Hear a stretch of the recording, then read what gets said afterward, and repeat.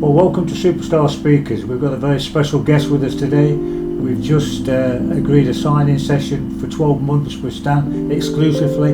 I know Stan wants to talk about other things as well, because we want evenings with Stan as well, as soon as we can get back into the theatres and places like that. So I'm going to pass you over to this great guy, Stan Collymore.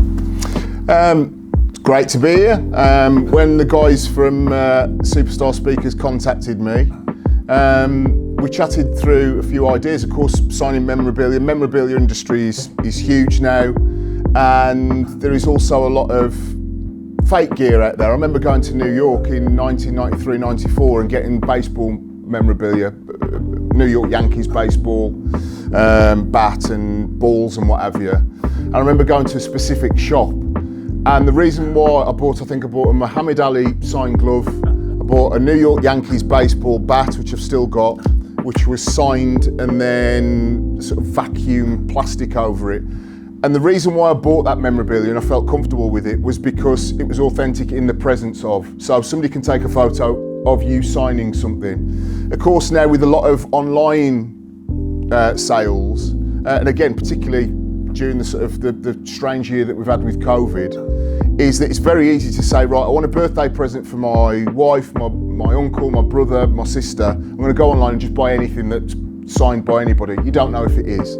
So first thing is to always have authentic things signed with a picture, certification, etc., etc. So that was the first thing with signing with Superstar Speakers. The other one is that in terms of the names it worked with, you just see, you know, likes of Tyson Fury, Andy Cole, you name it, of signed. Trevor Francis, a hero of mine, even though he played for Birmingham City, of course, Tricky Trev, is that the level of names is top quality. Once you see somebody, and this is a classic thing with footballers in particular, but sportsmen, if you've seen Andy Cole do it, then that's good enough for me. And then basically, when we get back to a degree of normality, one of the things that I wanted to do as a football broadcaster, a football journalist, pundit, whatever you want to call it, is that I've never just been happy about going into a studio, somebody asking you 5 or 6 questions, you've got 15 minutes before a kick-off of a game, and you don't get the chance to be able to develop what you want to talk about. And that might be somebody's career, it might be your own career, it might be your own life. So I've seen what the guys have done in terms of Q&As, an evening with, and sat down with yourself, Mike, and the guys at Superstar Speakers to have a conversation about how can we take this onto another level. I remember having a conversation with a radio boss in 2008, and I went to him and said, look, at the moment, the way that listeners can get hold of the presenter or the pundit is they pay 50p for a text message, or they're sending an email and they print it out. They print it out. I said, I'm using this thing called Twitter. This was 2008. And I said, I want to use it to be able to engage with fans in real time, during a game, before a game, after a game, and have a debate. And so I was one of the first people to use Twitter. And that's 12 years ago, and it's gone spectacularly well for everybody, football in particular. But in terms of Q&As after dinner speaking, I get asked quite a lot during a year. But I've always felt uncomfortable with sitting there and reeling off a dozen fishermen's tales. Because I think that footballers are all complicated individuals. We've all had massive highs and lows for the most part of it. And I've seen the way that after dinner speaking has now gone into theatres. It's now gone into full productions. It's gone into audio visuals behind, so you can narrate properly. And that's something that I want to do. So we've had a conversation, I've sat down with the guys. And if we can now, work together and push that back and get interesting names on that I can introduce and drag information out of them, drag their stories and my own, then that would be a wonderful thing once we start to move back into getting people into theatres and venues. Well, I can't wait to start, because it's exciting for our company. It's wonderful to work with you, Stan, because you was my hero at Forest.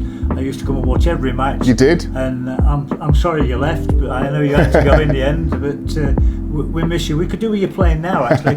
Not aged 49, you couldn't, trust me. 4 goals, Dan, and I'm sure you could still do it playing up front. But I think it might be the money problem. It might want a bit more than what we could get for you. But it's fantastic to see you today. It really is. I know we're excited as a company. We want to work with you, and we're going to work with you. And we've just got to go over this virus, and we seem to think that maybe September will be the time to aim for a country tour. Well, I think the thing is, is that what used to happen is, and like everything, technology changes the game. So now being able, whether it be Harry Redknapp, after we all knew him in football, but when he went on I'm a Celebrity, he went to the greater public, to the mums, the dads, the aunties, the uncles, the grand. So those people wanted to see Harry Redknapp, not necessarily in a small pub venue where you're talking about fisherman's tales, like I say, in a venue where you can properly, who is this guy? Tell us about Sandra, tell us about your football life, and tell us about other things. And I think that particularly post-COVID, when we get back into football stadiums, when we get back into venues, theatres and clubs and what have you, I think that the appetite now is there for people to see football content in a completely different way, stories told in a very different way, characters and personalities being able to elaborate who they really are, good, bad and indifferent. And we're in a situation now, of course, whereby whether you have a venue, a small pub, a small sports bar, to a 1,000, 2,000 seater theatre, is that we obviously want to support them as well.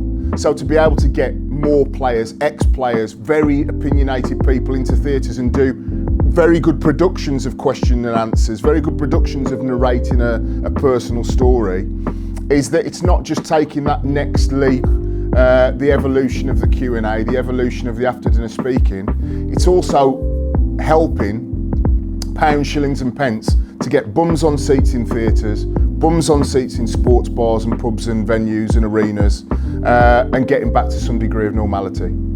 Can't wait for it to happen, mate. I really can't. I want to thank you for coming today. It's been absolutely wonderful to see you again. We will be talking very soon, but if anybody wants any memorabilia, please get in touch with superstarspeakers.co.uk. We've done Stan today, we've got lots of other people. We've had to diversify for the simple reason is we can't get in venues. But we're going to get back, and the sooner we do, the better. So keep safe, and it won't be long before we'll be seeing you again. Take care. You Reds!